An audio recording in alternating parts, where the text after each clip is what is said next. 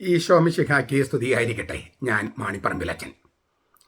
വെളിപാട് പുസ്തകം 7-ാമത്തെ അധ്യായത്തിൽ സ്വർഗത്തിൽ ഒരു മനുഷ്യർക്കും എണ്ണിത്തിട്ടപ്പെടുത്താൻ കഴിയാത്ത അത്രയധികം വിശുദ്ധരുണ്ട് എന്ന് രേഖപ്പെടുത്തിയിട്ടുണ്ട്.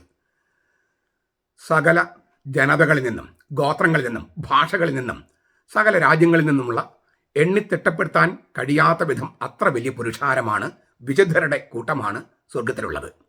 അവർ കയ്യിൽ കുരുത്തോല ഏന്തി, അത് തിരുവുത്ഥാനത്തിൻ്റെ പ്രതീകമാണ്, അവർ പ്രദക്ഷിണം വെക്കുന്നു. മാത്രമല്ല, അവരാരാണെന്ന് ചോദിക്കുമ്പോൾ അതിന് ഉത്തരം കൊടുക്കുന്നത് കുഞ്ഞാടിൻ്റെ രക്തത്തിൽ തങ്ങളുടെ വസ്ത്രം അലക്കി വെളുപ്പിച്ചവരെന്നാണ്. അങ്ങനെ കർത്താവിന് വേണ്ടി മരിച്ച വിശുദ്ധരുടെ കൂട്ടം. ചുരുക്കത്തിൽ യഹോവ സാക്ഷികൾ പറയുന്നത് പോലെ 144,000 യഹോവ സാക്ഷികളല്ല സ്വർഗത്തിലുള്ളത്. ഒരു മനുഷ്യർക്കും എണ്ണിത്തിട്ടപ്പെടുത്താൻ കഴിയാത്ത അത്രയധികം വിശുദ്ധരുണ്ട്. അതേസമയം ആരൊക്കെയാണ് അതെന്ന് നമുക്ക് കൃത്യമായിട്ട് അറിയില്ല. കത്തോലിക്ക സഭയിൽ 17,000 ചില്ലാനും വിശുദ്ധരെയാണ് പ്രഖ്യാപിച്ചിരിക്കുന്നത്. അത് അവരവിടെ ഉണ്ട് എന്ന് സഭയ്ക്ക് ബോധ്യം വന്നവരുടെ ലിസ്റ്റാണ്. 17,000 ചില്ലാനമാണ്. അതിൽ പഴയ നിയമത്തിൽ വിശുദ്ധരടക്കമുണ്ട്.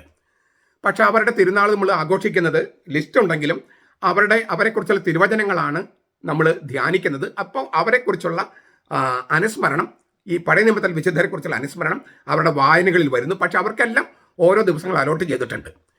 17,000 ചില്ലാനം വിശുദ്ധരുണ്ടെങ്കിലും നമുക്കൊരു ആണ്ടുവട്ടത്തിൽ ആരാധനക്രമ മത്സരത്തിലാണെങ്കിലും സാധാരണ മത്സരത്തിലാണെങ്കിലും 365 ദിവസമേ ഉള്ളൂ. ആ 365 ദിവസങ്ങളിൽ 52 ഞായറാഴ്ചകൾ കർത്താവിൻ്റെ മഹോത്സവങ്ങളാണ്. അപ്പോൾ അത് കഴിഞ്ഞിട്ടുള്ള ദിവസങ്ങളിലേക്കാണ് ഈ വിശുദ്ധർ അലോട്ട് ചെയ്തിരിക്കുന്നത്. അപ്പോൾ സഭ എന്താണ് ചെയ്യുന്നത്? എല്ലാ വിശുദ്ധരെയും എല്ലാ സ്ഥലത്തും ഓർക്കാൻ കഴിയില്ല. ഇപ്പം ഉദാഹരണം പറഞ്ഞാൽ ചാവറയച്ചന് ഇന്ത്യയിലുള്ള പ്രാധാന്യം യൂറോപ്പിലോ അല്ലെങ്കിൽ അമേരിക്കയിലോ ഇല്ല. അതുപോലെ അമേരിക്കയിലുള്ള വിശുദ്ധരുടെ പ്രാധാന്യം ഇന്ത്യയിലും ഇല്ല. ഇപ്പം യൂറോപ്പിലുള്ള വിശുദ്ധരുടെ തന്നെ അത് രാജ്യങ്ങളനുസരിച്ച് വ്യത്യാസമുണ്ട്. അപ്പോൾ ഓരോ രാജ്യങ്ങളിലും വിശുദ്ധരെ ഓർക്കേണ്ടതിൻ്റെ ഒരു ക്രമമുണ്ട്. ഓർദോയിൽ അത് എഴുതിയിട്ടുണ്ടാവും. അപ്പോൾ ഇന്ത്യയിൽ ഓർക്കുന്ന എല്ലാ വിശുദ്ധരെയും അല്ല യൂറോപ്പിൽ ഓർക്കുന്നത്, യൂറോപ്പിൽ ഓർക്കുന്നതല്ല അമേരിക്കയിലുള്ളത്, അമേരിക്കയിലുള്ളതല്ല ബ്രിട്ടനിലുള്ളത്, ആഫ്രിക്കയിലുള്ളത്. അങ്ങനെ ഓരോ രാജ്യത്തും അവർക്ക് പ്രധാനപ്പെട്ട തിരുനാളുകൾ ആഘോഷിക്കുക. അപ്പോൾ സോളമിനിറ്റ് എന്ന് പറഞ്ഞ കർത്താവിൻ്റെയും പരിശുദ്ധ കന്യകാമരത്തിൻ്റെയും തിരുനാളുകൾ സോളമിനിറ്റി, മഹോത്സവം എന്ന് പറയും. പിന്നെ അതിനേക്കാൾ കുറച്ച് താഴെയുള്ളത് ഫീസ്റ്റ് എന്ന് പറയും, തിരുനാളുകൾ. അതിനേക്കാളും താഴെയുള്ളതാണ് ഓർമ്മ തിരുനാൾ. ഫീസ്റ്റ് എന്ന് പറഞ്ഞാൽ അപ്പസ്തോലന്മാരുടെ എല്ലാം ഫീസ്റ്റാണ്, പ്രധാനപ്പെട്ടതെല്ലാം ഫീസ്റ്റാണ്. ചിലപ്പോൾ സോളമിനിറ്റി ആയിട്ട് ഉള്ളതുണ്ട്, സ്നാപയോഹന്നാൻ്റെ സോളമിനിറ്റി ഉണ്ട്, മഹോത്സവങ്ങൾ. അപ്പോൾ നമ്മുടെ ജീവിതത്തിൽ തിരുവചനങ്ങളുടെ വെളിച്ചത്തിൽ സഭയുടെ ജീവിതത്തിൽ പ്രാധാന്യമനുസരിച്ചാണ് ഈ മഹോത്സവങ്ങൾ, തിരുനാളുകൾ, ഓർമ്മ തിരുനാളുകളൊക്കെ, സോളമിനിറ്റി, ഫീസ്റ്റ്, മെമ്മോറിയൽ ഒക്കെ ആഘോഷിക്കുന്നത്. ഈ 1930 ഡയറിയിൽ സിസ്റ്റർ ഫൗസ്തീന ഇങ്ങനെ എഴുതി വെച്ചു. അവർക്കൊരു ദർശനം ഉണ്ടായി. ഈ തിരുവുത്ഥാനം കഴിഞ്ഞ് വരുന്ന ഞായറാഴ്ച കരുണയുടെ ഞായറായി ആഘോഷിച്ചിരുന്നെങ്കിൽ എന്ന് അവർക്ക് ഒരു ദർശനം. 2000 ആണ്ടിൽ ഏപ്രിൽ മാസം 30 വിശുദ്ധ ജോൺ പോൾ രണ്ടാമൻ മാർപ്പാപ്പ ഈ തിരുവുത്ഥാനം കഴിഞ്ഞ് വരുന്ന ഞായറാഴ്ച കരുണയുടെ ഞായറായിട്ട് ആഘോഷിക്കാം എന്ന് പറഞ്ഞു. അതുകൊണ്ട് കരുണയുടെ ഞായർ, ദ സൺഡേ ഓഫ് മേഴ്സി എന്ന് ഈ ഓർദോയിൽ, ലത്തീൻ സഭയുടെ ഓർദോയിൽ എഴുതിയിട്ടുണ്ട്. പക്ഷേ ഞാനിപ്പോൾ പോളണ്ടിലാണ്. 2018 മുതൽ ഞാനിവിടെ പോളണ്ടിൽ ഏകദേശം സ്ഥിരമായിട്ടുണ്ട്. 2010 മുതലാണ് ഞാൻ ഇവിടെ വന്നു പോയിക്കൊണ്ടിരുന്നത്. ഞാൻ 10-13 രാജ്യങ്ങളിൽ പോകുന്നുണ്ട്. ലോകത്ത് ഒരിടത്തും കാണാത്തൊരു രീതി നമ്മുടെ കേരളത്തിലും ഭാരതത്തിലും ഉണ്ട്. എന്താണ്? കരുണയുടെ ഞായർ എന്നുള്ള പുതുഞായറാഴ്ച എന്നുള്ള തിരുനാൾ മാറ്റിയിട്ട് കരുണയുടെ ഞായറിന് വേണ്ടി നൊവേന കഴിഞ്ഞ പെസഹ വ്യാഴാഴ്ച തുടങ്ങി. പെസഹ വ്യാഴം, ദുഃഖവെള്ളി, ദുഃഖശനി, ഞായറാഴ്ച തുടങ്ങി. അല്ലെങ്കിൽ ചിലയിടത്ത് ദുഃഖവെള്ളിയാഴ്ച തുടങ്ങി, ചിലത്ത് ദുഃഖശനിയാഴ്ച തുടങ്ങി. 9 ദിവസം നീണ്ടു നിൽക്കുന്ന നൊവേന, കരുണയുടെ ഞായറിന് ഒരുക്കമായിട്ടുള്ള നൊവേന. ഏതാണ്ട് കരുണയുടെ ഞായറാണ്, സിസ്റ്റർ ഫൗസ്തീന പറഞ്ഞ കരുണയുടെ ഞായറാണ് പരിശുദ്ധ തൃത്വത്തെക്കാൾ, നമ്മുടെ കർത്താവിനേക്കാൾ, തോമാസ്ലിയേക്കാൾ, തിരുവചനത്തെക്കാൾ കേമം എന്ന മട്ടിലാണ് നമ്മുടെ നാട്ടിൽ നടക്കണേ. പോളണ്ടിൽ ഞാൻ എങ്ങും കണ്ടിട്ടില്ല ഈ കരുണയുടെ ഞായറിന് വേണ്ടിയുള്ള 9 ദിവസത്തെ നൊവേന. അന്നേ ദിവസം കരുണയുടെ ഞായറാണെന്ന് പറയും. പക്ഷെ വായനയൊക്കെ തോമാസ്ലിഹായുമായി ബന്ധപ്പെട്ടും കർത്താവീശോമിശിഹായുമായി ബന്ധപ്പെട്ടും ബൈബിളിലെ തന്നെ, ഞാൻ ആവർത്തിക്കുക, ബൈബിളിലെ തന്നെ ഏറ്റവും ഉയർന്ന വിശ്വാസ സത്യമാണ് തോമാസ്ലിഹ പറഞ്ഞത്. യേശുവിനെ നോക്കി, ഉത്ഥാനം ചെയ്ത യേശുവിനെ നോക്കി, എൻ്റെ കർത്താവേ, എൻ്റെ ദൈവമേ, എൻ്റെ എലോഹിം, എൻ്റെ യാഹ്വേ എന്ന് വിളിച്ചത്. അതിനേക്കാൾ ഉയർന്നൊരു വിശ്വാസ പ്രഖ്യാപനം ബൈബിളിലില്ല, സഭയിലില്ല, ലോകത്തില്ല. അതിനെല്ലാം മാറ്റിമറിക്കുന്ന തരത്തിൽ, അതാണ് വായന. പക്ഷെ അതൊക്കെ മാറ്റിമറിക്കുന്ന തരത്തിൽ സിസ്റ്റർ ഫൗസ്തീനയെക്കുറിച്ചും കരുണയുടെ ഞായർ എന്ന് പറഞ്ഞിട്ട് സിസ്റ്റർ ഫൗസ്തീനയ്ക്കുണ്ടായ ദർശനത്തെക്കുറിച്ചും പ്രസംഗിക്കുകയും നൊവേന നടത്തുകയും ചെയ്യുന്ന തെറ്റായ ഒരു ഭക്തിയുടെ രീതി ഇന്ത്യയിൽ, പ്രത്യേകിച്ച് കേരളത്തിൽ വന്നിരിക്കുന്നു. അതിപ്പം എറണാകുളം, ഇരിങ്ങാലക്കുട, തൃശ്ശൂർ രൂപതകളിലാണെങ്കിൽ നമുക്ക് ക്ഷമിക്കാം. കാരണം അവർ സീറോ മലബാറിനും പൗരത്വ സഭ എന്നും പേരുണ്ടെങ്കിലും വേഷഭൂഷാദികളിലോ ആചാരങ്ങളിലോ അവർ സീറോ മലബാറോ പൗരത്വ സഭയോ ആയിട്ടില്ല. അപ്പം നമുക്ക് ക്ഷമിക്കാം. ഈ ഇരിങ്ങാലക്കുട, തൃശ്ശൂർ, എറണാകുളം രൂപതകളിലെ ആളുകളാണ് ചെയ്യുന്നതെങ്കിൽ. ഇത് സീറോ മലബാർ സഭയിൽ പെട്ട ആളുകൾ, അതാണെന്ന് അഭിമാനിക്കുന്നവർ തന്നെ ഈ ഇന്ത്യയിൽ വന്ന തോമാസ് ലീഹ വന്ന് ആ പ്രാധാന്യം, അത്രയും പ്രാധാന്യത്തോടെ ഭാരതീയർ ആഘോഷിക്കേണ്ട തിരുനാള് ഈ പുതുഞായറാഴ്ച അത് മാറ്റി കരുണയുടെ ഞായറാക്കാൻ മത്സരിക്കുന്നത് കാണുമ്പോൾ അതിൻ്റെ ഉള്ളിൽ ഒരു കെണിയുണ്ട് എന്ന് തിരിച്ചറിയാണ്. കർത്താവിൻ്റെ കാരുണ്യത്തെക്കുറിച്ച് പ്രസംഗിക്കാനുള്ള താല്പര്യമോ ലോകത്തിലെ എല്ലാവരുടെയും കരുണ കാണിക്കാൻ താല്പര്യമോ ഒന്നുമല്ല. മറിച്ച് ക്രിസ്തുവും കൃഷ്ണനും ജീവിച്ചിരുന്നില്ല എന്ന് യുക്തിവാദികൾ പ്രചരിപ്പിച്ചു. അതിൻ്റെ അടുത്ത ഘട്ടമായിട്ട് അവർ പറഞ്ഞു തോമസ് ലീഗ വന്നിട്ടില്ലെന്ന് ഇന്ത്യയിൽ. അത് ആ ചുവട് പിടിച്ച് തേലക്കാട്ടച്ചൻ തോമസ് ലീഗ ഇന്ത്യയിൽ വന്നിട്ടില്ലെന്ന് പറഞ്ഞു. ഈ കർത്താവിനേക്കാൾ തേലക്കാട്ടത്തിന് വിശ്വസിക്കുന്ന, തിരുവചനത്തെക്കാൾ തേലക്കാട്ടത്തിന് വിശ്വസിക്കുന്ന എറണാകുളംകാരും അതിന് പിന്നാലെ ഇരിങ്ങാലക്കുട, തൃശ്ശൂരുകാരും തോമസ് ലീഗ ഇന്ത്യയിൽ വന്നിട്ടില്ല എന്ന് പ്രചരിപ്പിക്കാൻ തുടങ്ങി. അങ്ങനെ അതാകെ കൺഫ്യൂഷനായി. ഈ ഒരു തോമസ് ലീഗ ഇന്ത്യയിൽ വന്നിട്ടില്ല എന്ന നിരീശ്വരവാദികളുടെയും സഭാവിരുദ്ധരുടെയും പ്രചരണത്തിന് ശക്തി കൂട്ടാൻ വേണ്ടിയിട്ടാണ് ഈ പുതു ഞായറാഴ്ച എന്നുള്ള ആ സംഗതി മാറ്റി കരുണയുടെ ഞായർ ആഘോഷിക്കുന്നത്. അല്ലാണ്ട് കർത്താവിൻ്റെ കരുണയുടെ കുറിച്ച് പ്രസംഗിക്കുന്നതിലുള്ള എതിർപ്പ് കൊണ്ടല്ല ഞാനിത് പറയുന്നത്. ഒരു ദിവസം, മിക്കവാറും എല്ലാ ദിവസങ്ങളും 3 കരുണക്കൊന്ത ചൊല്ലുന്ന ആളാണ് ഞാൻ. കരുണക്കൊന്തയുടെ പ്രാധാന്യത്തെക്കുറിച്ച് ഞാൻ പ്രസംഗിച്ചിട്ടുണ്ട്. 98 മുതൽ ഞാൻ ലത്തീൻ സഭയിലാണ് വർക്ക് ചെയ്യുന്നത്. ലത്തീൻ സഭയുടെ ലിറ്റർജിയെക്കുറിച്ച് ഞാൻ ധാരാളം വീഡിയോ ചെയ്തിട്ടുണ്ട്. ലത്തീൻ സഭയുടെ എല്ലാ ഞായറാഴ്ചകളിലും നമ്മൾ ലത്തീൻ സഭയുടെ വായനയെക്കുറിച്ച് ഞാൻ പ്രസംഗം പറയുന്നുണ്ട്. യൂട്യൂബിൽ വീഡിയോ ഇടുന്നുണ്ട്.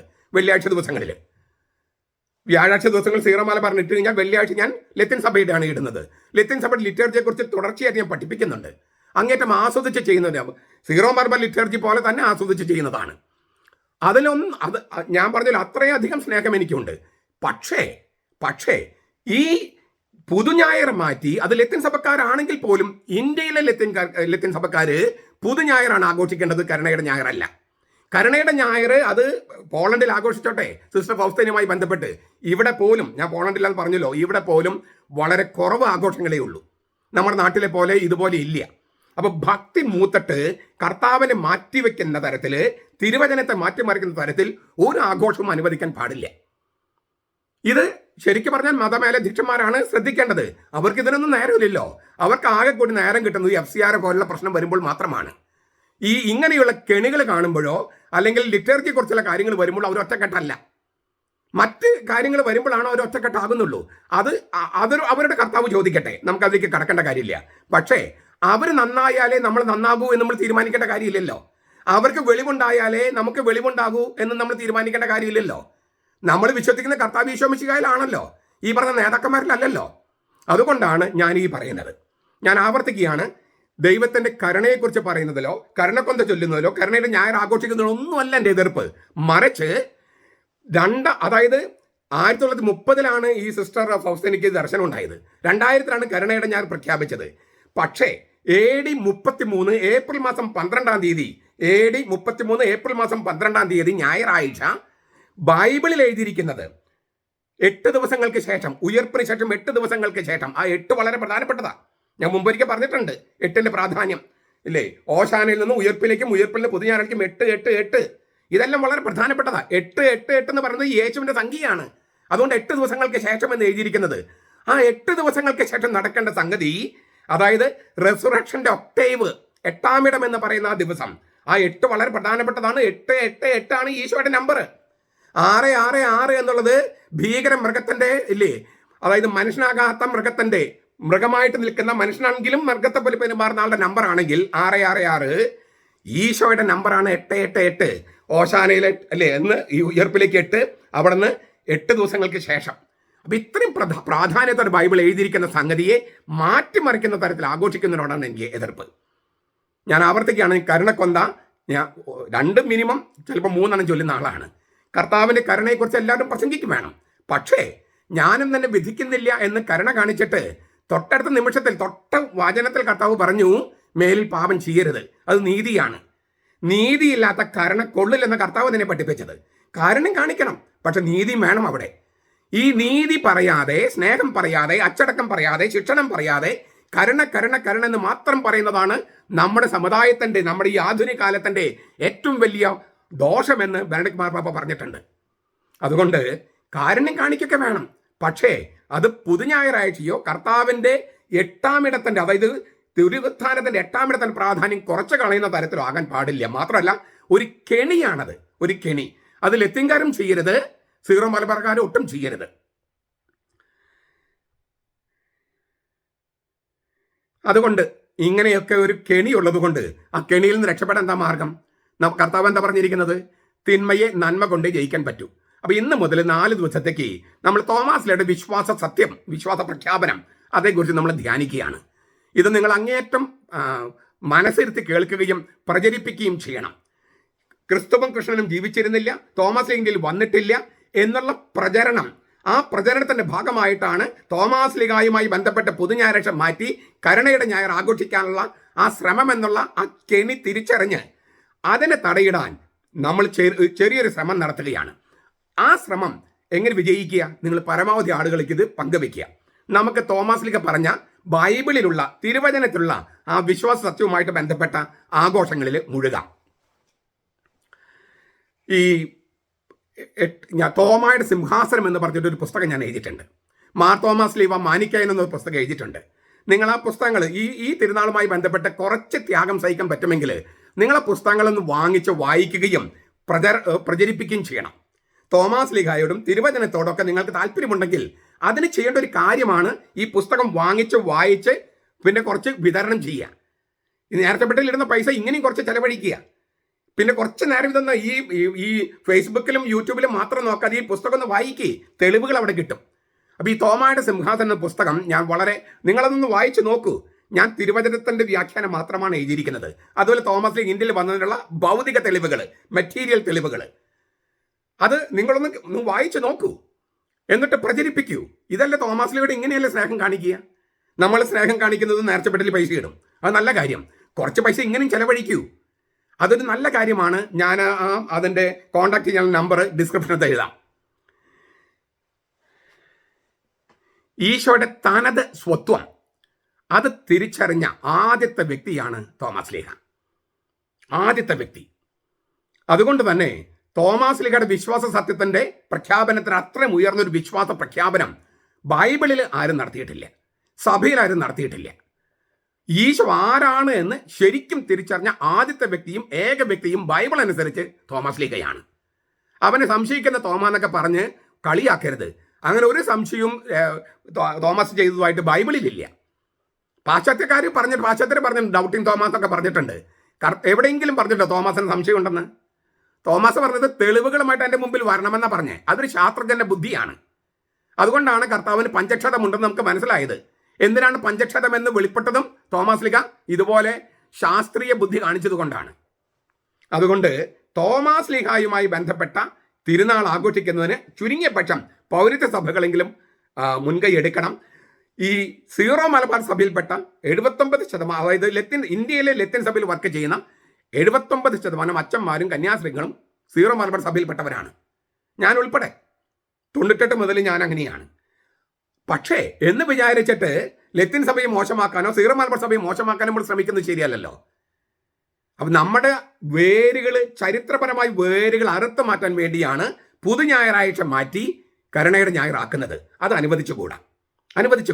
ഇന്ത്യയിൽ പുതു ഞായറാഴ്ച ആഘോഷിക്കേണ്ടത് തോമസ് ലീഗുമായി ബന്ധപ്പെട്ട് തന്നെയാണ്. കരുണയുടെ ഞായർ മറ്റൊരു ദിവസം ആചരിക്കാം, അല്ലെങ്കിൽ സിസ്റ്റർ ഫൗസ്തീനയുടെ ഇത് ആചരിക്കാം, അല്ലെങ്കിൽ തോമസിന്റെ തിരുനാളുമായി ബന്ധപ്പെട്ട് കരുണയെക്കുറിച്ച് പറയാം. അല്ലാതെ പുതു ഞായറാഴ്ച മാറ്റി കരുണയുടെ ഞായറാക്കുന്ന തരത്തിൽ നൊവേനയും പരിപാടികളും ആഘോഷങ്ങളും ഭക്തിയും മൂത്താൽ നമ്മുടെ ചരിത്രവും നമ്മുടെ വിശ്വാസവും അറുത്തു മാറ്റുന്ന രീതിയായിട്ട് മാറും. ഒരു കാരണവശാലും അത് അനുവദിക്കരുത്. അപ്പോൾ ഈ തോമാസ് ലീഹായുടെ വിശ്വാസ പ്രഖ്യാപനം നമ്മൾ 4 ദിവസമായിട്ട് കാണുകയാണ്. ഇന്ന് നമുക്ക് നോക്കുക, അദ്ദേഹം എന്താ പറഞ്ഞത്? തോമസ് ലീഹ ഈശോയെ, ഉത്ഥിതനായ ഈശോയെ നോക്കി അവനോട് പറഞ്ഞു. അങ്ങനെ എഴുതിയിരിക്കുന്ന കേട്ടോ, എൻ്റെ കർത്താവേ എൻ്റെ ദൈവമേ, എൻ്റെ കർത്താവേ എൻ്റെ ദൈവമേ. അങ്ങനെയാണ് തോമസ് ലീഹ പറഞ്ഞത്. അത് നമുക്ക് ഈ റോമ സാമ്രാജ്യത്തിൻ്റെ ഭാഗമായിരുന്നു അന്ന് ഈ തോമസ് ലീഹായുടെ ഈ പാലസ്തീനയൊക്കെ. അന്ന് അവിടുത്തെ ഔദ്യോഗിക ഭാഷ, അതായത് സർക്കാരിൻ്റെ ഭാഷയായിരുന്നത് ഗ്രീക്കാണ്. സർക്കാരിൻ്റെ ഭാഷ ഈ ഹോ ക്യൂരിയോസ് മൂ ഖായ് ഹോ തയോസ് മൂ എന്നാണ് ഗ്രീക്കിൽ. ഹോ ക്യൂരിയോസ് മൂ ഖായ് ഹോ തയോസ് മൂ. ഹോ ക്യൂരിയോസ് എൻ്റെ കർത്താവ്, മൂ എൻ്റെ, മൂ എന്ന് വെച്ചാൽ എൻ്റെ. ഹോ ക്യൂരിയോസ് അത് വെറും ഒരു നാഥനല്ല. ഹോ എന്ന് വെച്ചിട്ടുണ്ടെങ്കിൽ ഡെഫിനറ്റ് ആർട്ടിക്കിളാണ്. The load. അപ്പോൾ എൻ്റെ ആ കർത്താവ് എന്നാണ് ശരിക്കും തർജ്ജമ ചെയ്താൽ. കായ് ആൻഡ്. ഹോ തയോസ് മൂന്ന് വെച്ചാൽ എൻ്റെ. ഹോ തയോസ് എൻ്റെ ആ ദൈവം എന്ന് വെച്ചാൽ ഏക സത്യദൈവവും ഏക കർത്താവുമായിരിക്കുന്ന അവനാണ് നീ എന്നാണ് തോമസ് ലീഹ ഈശോയോട്, ഉത്ഥാനം ചെയ്ത ഈശോയോട് പറഞ്ഞത്. നീ ജീവനുള്ള ദൈവത്തിന്റെ പുത്രനായ ക്രിസ്തുവാണ് എന്ന് പറഞ്ഞ പത്രോസിന്റെ പറഞ്ഞ അല്ലേ, നീ ക്രിസ്തുവാണ്, ദൈവത്തിന്റെ ക്രിസ്തുവാണ്, ജീവനുള്ള ദൈവത്തിന്റെ പുത്രനായ ക്രിസ്തുവാണ് എന്ന് പറഞ്ഞ ആ വിശ്വാസത്യത്തെക്കാളൊക്കെ എത്രയോ ഉയർന്നതാണ് തോമസ് ലീഹയുടേത്. ഹോ ക്യൂരിയോസ് മൂ ഖായ് ഹോ തയോസ് മൂ. ഇതാണ് ഗ്രീക്ക് ഭാഷയിൽ. യഹൂദരുടെ വിശുദ്ധ ഭാഷയായ വേദത്താളുകളുടെയും സിനഗോഗിന്റെയും ഭാഷയാണ് ഈ പറയണേ. യഹൂദരുടെ വിശുദ്ധ ഭാഷ ഹീബ്രുവില് അദോണി വ് എലോഹായ് എന്നാണ്. അദോനി, അദോണായ് കർത്താവ്, അദോണി എൻ്റെ കർത്താവ്, വ് ആൻഡ് എലോഹായ്, എലോഹിം ദൈവം, എലോഹായ് എൻ്റെ ദൈവം. അപ്പോൾ ഹീബ്രുവില് അദോനി വ് എലോഹായ്. വേദത്താളുകൾ, പഴയ നിയമത്തിൻ്റെയും സിനഗോഗിലൊക്കെ വായിച്ചിരുന്ന വേദത്താളുകളുടെ ഭാഷയാണ് ഹീബ്രു. ആ ഹീബ്രു ഭാഷയിൽ അദോനി വ് എലോഹായ്. ഈശോയും ശിഷ്യന്മാരും സംസാരിച്ചിരുന്നത് അരാമിയ ഭാഷയാണ് അക്കാലത്ത്, അരാമിയ. ആ അരാമിയ ഭാഷയിൽ മാറി വ അലാഹി എന്നാണ്. അരാമിയ ഭാഷയിൽ മാറി, മാർ എന്ന് പറഞ്ഞാൽ കർത്താവ്, മാറി എൻ്റെ കർത്താവ്, വ എന്ന് വെച്ചാൽ ആൻഡ്, അലാഹി അലാഹ ദൈവം, അലാഹി എൻ്റെ ദൈവം. അപ്പൊ മാറി വ അലാഹി എന്നാണ് അരാമിയ ഭാഷയിൽ. അരാമിയ ഭാഷയുടെ ഭാഷാഭേദമായ പിശീത്ത സുറിയാനിയിൽ ഇത് തന്നെയാണ്, മാറി വ അലാഹി, മാറി വ അലാഹി. അപ്പോൾ പാശ്ചാത്യ സുറിയാനി, പൗരത്യ സുറിയാനിയൊക്കെ ഉണ്ട്. അപ്പോൾ ചെറിയ ഉച്ചാരണ ഭേദങ്ങൾ ഉണ്ടാകാം, എങ്കിലും പൊതുവെ മാറി വ അലാഹി എന്നാണ്. മാറി വ അലാഹി അരാമ്യ ഭാഷയിലും നമ്മുടെ സുറിയാനി ഭാഷയിൽ, സുറിയാനി എന്നതിൻ്റെയാണ് ഈ സീറോ നമ്മൾ പറയണേ. ആൾക്കാർക്ക് സീറോ എഴുതാനും സീറോ, പൂജ്യം, അതൊന്നും നമ്മുടെ നാട്ടിൽ വ്യത്യാസം അറിയില്ല. എന്തിനാണ് ഇസഡ്, എന്തിനാണ് എസ്, എന്തിനാണ് സി, ഇതൊക്കെ നമുക്ക് വല്ലവർക്കും അറിയോ? ഈ സീറോ മലബാർ എന്നുള്ളത് സീറോ, ഇസഡ് സീറോ മലബാർ എന്നാണ് ആൾക്കാർ വിചാരിക്കണേ. സീറോ ആയിക്കൊണ്ടിരിക്കുന്നത് കൊണ്ടായിരിക്കാം അവരെങ്ങനെ പറയണേ, കളിയാക്കി പറയുന്നതായിരിക്കും. ഈ സീറോ മലബാർ എന്ന് വെച്ചാൽ സുറിയാനി എന്നാണ്. സുറിയാനി, സീറോ എന്ന് പറഞ്ഞാൽ സുറിയാനിയാണ്. കർത്താവീശംശി സംസാരിച്ച അരാമിയ ഭാഷയുടെ ഭാഷാഭേദമാണ് സുറിയാനി. ആ സുറിയാനിയിൽ മാറി വ അലാഹി എന്നാണ്. ഞാൻ പറഞ്ഞു കഴിഞ്ഞു, മാർ എന്ന് പറഞ്ഞാൽ കർത്താവ്, നമ്മൾ പറയില്ലേ മാർ പോളി കണ്ണുകാടൻ. അവിടെ കർത്താവ് എന്നല്ല ഉദ്ദേശിക്കുന്നത്, നാഥൻ എന്നുള്ള അർത്ഥത്തിലാണ്. എന്നാലും അത് ഇപ്പോൾ ഈ കോടതിയിലൊക്കെ നമ്മൾ ലോഡ് എന്ന് പറയില്ലോ, your lordship, your honour, your lordship എന്നൊക്കെ പറയുന്നത് അവിടെ കർത്താവ് എന്ന അർത്ഥത്തിലല്ലല്ലോ, സർ എന്ന അർത്ഥത്തിലാണ്. അങ്ങനെയുള്ള അർത്ഥത്തിലാണ് ഈ മെത്രാന്മാരുടെ മുമ്പിൽ മാർ എഴുതുന്നത്. പക്ഷെ അതിന് കർത്താവ് എന്ന അർത്ഥമുണ്ട്. മാർ എന്ന് വെച്ചാൽ കർത്താവ്, മാറി എൻ്റെ കർത്താവ്, വാ ആൻഡ്, എലോഹിം ദൈവം, എലോഹായ് എൻ്റെ ദൈവം. അപ്പോൾ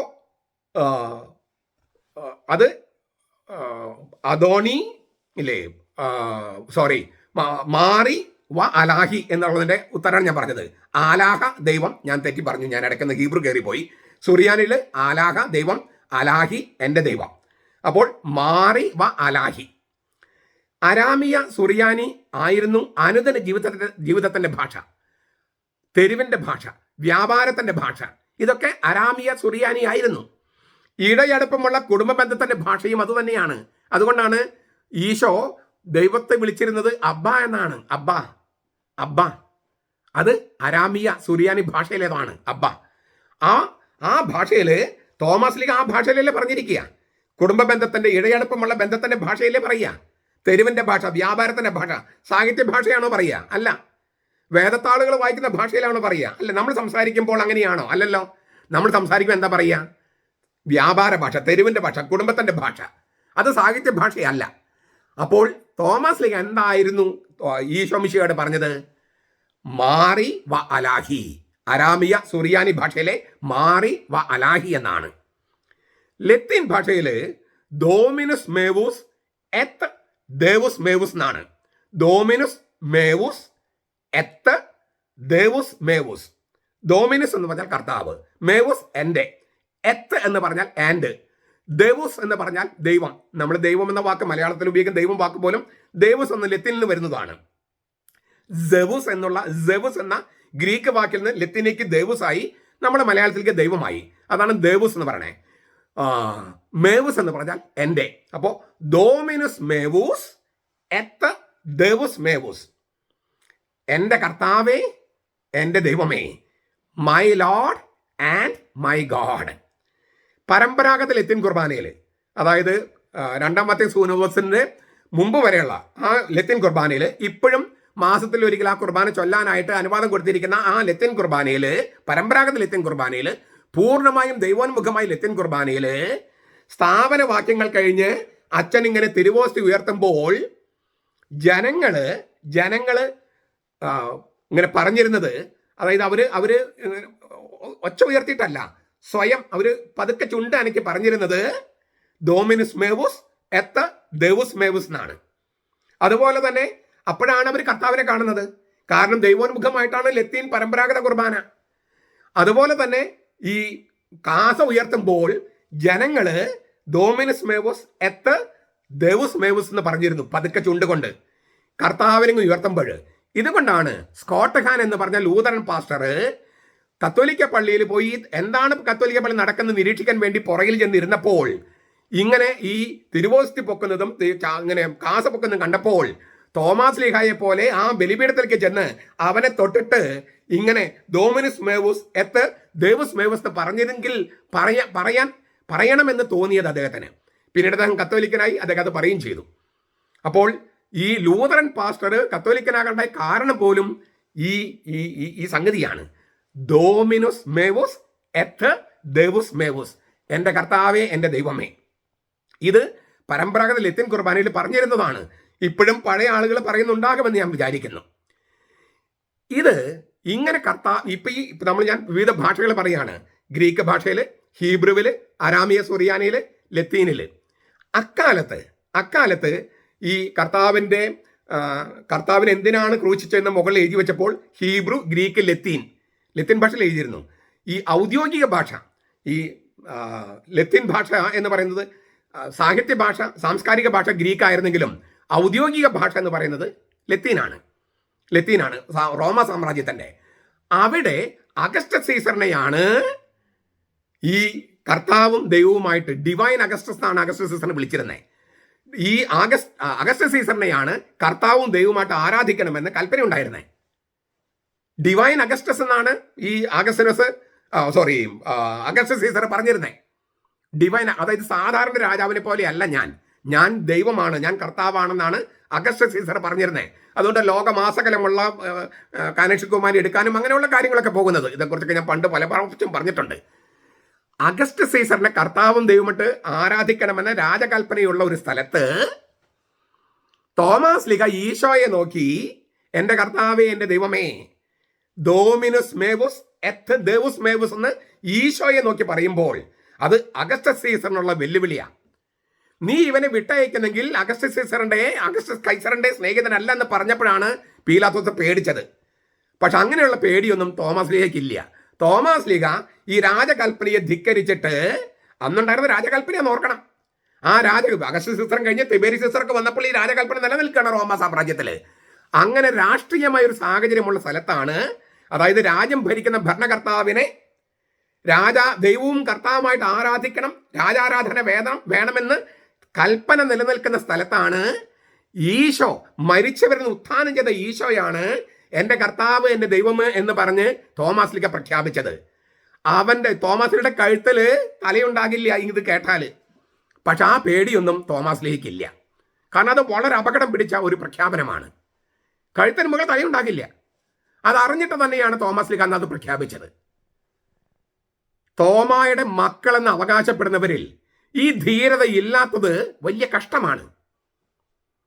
മാർപ്പാപ്പയെ ധിക്കരിക്കുന്ന അധികാരികളെ ദൈവവും കർത്താവുമായി കരുതുകയും അവരെ പ്രീതിപ്പെടുത്തുകയും അവരെ പ്രീതിപ്പെടുത്താൻ വേണ്ടി ഇല്ലിസിറ്റ് കുർബാന ചൊല്ലിയാലും വിരോധമില്ലെന്ന് വിചാരിക്കുകയും ചെയ്യുന്ന, അങ്ങനെ ചില അപ്പകഷ്ണങ്ങൾ ഇട്ടുകൊടുത്ത് ചില പദവികൾ തരപ്പെടുത്തുകയും ചെയ്യുന്ന അവരെയൊക്കെ തോമായുടെ മക്കൾ എന്ന് വിളിക്കാൻ പറ്റുമോ? ഇതുപോലെ ധീരതയുള്ള തോമായുടെ മക്കളെന്ന്. അതുകൊണ്ട് തന്നെയായിരിക്കണം ഈ പുതുഞായർ മാറ്റി കരുണയുടെ ഞായറാക്കിയാൽ ആഭിചാര കുർബാന ചൊല്ലുന്നവരെയും കക്കൂസ കുർബാന ചൊല്ലുന്നവരെയും അരമന ആക്രമിക്കുന്നവരെയും മാർപ്പാപ്പി അനുസരിച്ച് സഭയുടെ കുർബാന ചൊല്ലുന്നവരെയും ഒക്കെ ചൊല്ലുന്നവരെ ആക്രമിക്കുന്നവരെയൊക്കെ ചേർത്ത് പിടിക്കാൻ പുതുഞായർ പറ്റില്ല. തോമസിന്റെ ധീരത പറ്റില്ല. പിന്നെന്താ? കരുണ കരുണ കരുണ എന്ന് പറയാ. അതുകൊണ്ടാണ് പുതുഞായർ മാറ്റി കരുണയുടെ ഞായറാക്കാൻ ശ്രമിക്കുന്നതെന്ന് ഞാൻ വിചാരിക്കുന്നു. തോമായുടെ മക്കൾ അത് ചെയ്യില്ല. തോമായുടെ മക്കള് രാജ്യത്തലവൻ എന്ത് പറഞ്ഞാലും അവന് കർത്താവും ദൈവമായിട്ട് ആരാധിക്കണം, ഈ രാജാവിനെ ആരാധിക്കണം പറഞ്ഞാലും തോമായുടെ മക്കൾ അത് ചെയ്യില്ല. പക്ഷേ ഇപ്പൊ തോമായുടെ മക്കളല്ല നമുക്ക് മെത്രാന്മാരായി വന്നിരിക്കുന്നവർ മിക്കവരും. അവരെല്ലാം തെറ്റായ കരുണയെക്കുറിച്ച് തെറ്റായ ധാരണ വെച്ച് പുലർത്തുന്ന, തെറ്റായ ചിന്ത വെച്ച് പുലർത്തുന്ന, തിരുവചനം അറിയാത്തവരാണ്.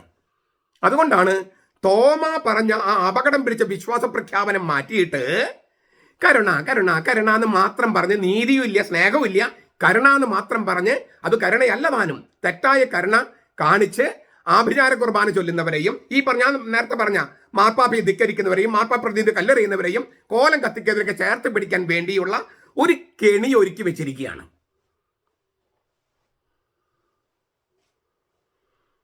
അവരെ തോമായുടെ മക്കളെന്ന് വിളിക്കാൻ പ്രയാസമാണ്. അതുകൊണ്ടാണ് തോമസ് ലീഗ് ഇന്ത്യയിൽ വന്നിട്ടില്ലെന്ന കള്ളം പ്രചരിപ്പിക്കുന്നവരെ ചേർത്ത് പിടിക്കാൻ അവർ നടക്കുന്നത്. പ്രചരിപ്പിക്കുന്നവർ ചെയ്യുന്ന തെറ്റ്, അവരെ ചേർത്ത് പിടിക്കുന്നവര് അതിനേക്കാൾ വലിയ തെറ്റ് ചെയ്യുന്നു. കർത്താവ് അവരോട് പ്രതികാരം ചെയ്യണമെന്ന് തന്നെയാണ് ഞാൻ പ്രാർത്ഥിക്കുന്നത്. ആ പ്രതികാരം ചീപ്പായിട്ടുള്ള പ്രതികാരമല്ല. എല്ലാം ക്ഷമിക്കാനും പൊറുക്കാനും പറഞ്ഞതല്ലേ കർത്താവ് എന്നാണ് നിങ്ങൾ പറയണേ. അങ്ങനെയെങ്കിൽ നിങ്ങൾക്ക് തിരുവചനം അറിയില്ലെന്നാണ് അർത്ഥം. കർത്താവിന്റെ ഒരു ചെകിടത്ത് അടിച്ചപ്പോൾ മറ്റേ ചെകിട് കാണിച്ചു കൊടുത്തോ കർത്താവ്? നീ എന്തിനെ അടിച്ചെന്നല്ലേ ചോദിച്ചത്? നീ എന്നെ ഇന്റിമിഡേറ്റ് ചെയ്യണ്ട, ഭീഷണിപ്പെടുത്തിയിട്ട് എന്നെ ചോദ്യം ചെയ്യരുത്. ന്യായം തെളിയിക്കാനുള്ള മാർഗങ്ങൾ നോക്കണം. മൂന്നാം മുറയിൽ നിന്ന് എൻ്റെ അടുത്ത് വേണ്ടെന്ന കർത്താവ് പറഞ്ഞേ. അതാണ് കർത്താവ്. ഏത് വചനം എവിടെ ചേരാന്ന് അറിയാൻ പാടില്ലാത്ത കുറെ ഈ കരുണ ക്ഷമ എന്ന് പറഞ്ഞ് ചില ധ്യാന കേന്ദ്രങ്ങൾ കേട്ടിരിക്കുന്ന കാര്യങ്ങൾ അപ്പാടെ വന്ന് പകർത്തുന്ന വിശ്വാസമില്ലാത്ത, തിരുവചനം അറിയാത്ത ആളുകളാണ് നമ്മുടെ പ്രശ്നം. അത് തിരുത്താനുള്ള സമയമാണ് ഈ പുതു ഞായറാഴ്ച. അത് തിരുത്തേണ്ടത് ഞാൻ പറഞ്ഞ തരത്തിൽ തന്നെയാണ് ഞാൻ വിശ്വസിക്കുന്നു. അതുകൊണ്ടാണ് ഞാൻ ഈ വീഡിയോ ചെയ്യുന്നത്. നിങ്ങൾ വിശ്വസിക്കുന്നവര്, ഞാൻ പറഞ്ഞ് വിശ്വസിക്കുന്നവര് നിങ്ങളിത് പ്രചരിപ്പിക്കൂ. നമുക്ക് ഈ തിന്മയെ, അതായത് തോമസ് ലീഗ ഇന്ത്യയിൽ വന്നിട്ടില്ല എന്ന് തെളിയിക്കാൻ വേണ്ടിയുള്ള ശ്രമമായിട്ട് നടത്തുന്ന ഈ കരുണയുടെ ഞായർ എന്ന പരിപാടി ഇന്ത്യയിൽ വേണ്ട. കരുണയുടെ ഞായറൊക്കെ നമുക്ക് ആഘോഷിക്കാം. പക്ഷെ അത് പുതുഞായറാഴ്ച കർത്താവിന്റെ പ്രാധാന്യവും തോമസ് ലീഗയുടെ പ്രാധാന്യവും ഭാരതത്തിന് അപ്പസ്തോലനായ തോമസിന്റെ പ്രാധാന്യവും കുറച്ച് കാണിക്കുന്ന തരത്തിൽ, തുച്ഛീകരിക്കുന്ന തരത്തിലുള്ള ഒരു ആഘോഷം നമുക്ക് വേണ്ട. അത് നമ്മൾ എതിർത്ത് തോൽപ്പിക്കുക തന്നെ വേണം. ചുരുങ്ങിയ പക്ഷം സീറോ മലബാർ എന്ന് വിചാരിക്കുന്ന പൗരത്വ സഭയിലുള്ളവരെങ്കിലും അക്കാര്യത്തിൽ ഒറ്റക്കെട്ടാകണം. ലത്തീൻ സഭയിലുള്ള, ഭാരതത്തിലുള്ള ലത്തീൻ സഭയിലുള്ളവരും അത് ചെയ്യുന്നതാണ് നല്ലത്. തോമസ് ഇന്ത്യയിൽ വന്നിട്ടില്ലെന്ന് നിങ്ങൾ പ്രചരിപ്പിച്ചാൽ നിങ്ങളും നിങ്ങളുടെ ചരിത്രത്തിന്റെ വേരുകൾ അറുക്കുകയാണ്, തിരുവചനത്തിന്റെ വേരുകൾ അറുക്കുകയാണ്, സത്യത്തിന്റെ വേരുകൾ അറുക്കുകയാണ്. അറക്കാൻ പറ്റില്ല. നിങ്ങൾ ശ്രമിക്കും, തോറ്റുപോകും. പൗലോസ് ലീഗ സഭയെ പീഡിപ്പിക്കാൻ ശ്രമിച്ചതുപോലെ ശ്രമിക്കും നിങ്ങൾ, പക്ഷെ തോറ്റുപോകും. കാരണം തിരുവചനത്തെയും കർത്താവിന്റെ ചരിത്രത്തെയും സത്യത്തെയും ഒന്നും അർത്ഥം മാറ്റാൻ നിങ്ങൾക്ക് കഴിയില്ല. നിങ്ങൾ അർത്ഥം മാറ്റം തോറും ഞങ്ങൾ ചെറിയൊരു ശതമാനം കൂടുതൽ ഊർജ്ജസ്വലമായി വരും. അതിനാൽ തിരുവചനത്തിൽ വിശ്വസിക്കുന്നവര്, കർത്താവിൽ വിശ്വസിക്കുന്നവര്, തോമസ് ലീഗ് ഇന്ത്യയിൽ വന്നു എന്ന് വിചാരിക്കുന്നവര് ഈ കാര്യത്തിൽ ഇങ്ങനെ ഇത് പ്രചരിപ്പിക്കാനായിട്ട് ശ്രമിക്കണമെന്ന് ഞാൻ വീണ്ടും വീണ്ടും വീണ്ടും ആവശ്യപ്പെടുകയാണ്. കർത്താവ് നമ്മളെ അനുഗ്രഹിക്കട്ടെ. നമ്മുടെ കർത്താവ് ഈശോ മിശിഹായുടെ കൃപയും പിതാവായ ദൈവത്തിന്റെ സ്നേഹവും പരിശുദ്ധാത്മാവിന്റെ സഹവാസവും നാം എല്ലാവരോടും കൂടി ഉണ്ടായിരിക്കട്ടെ, ഇപ്പോഴും എപ്പോഴും എന്നേക്കും. ആമേൻ.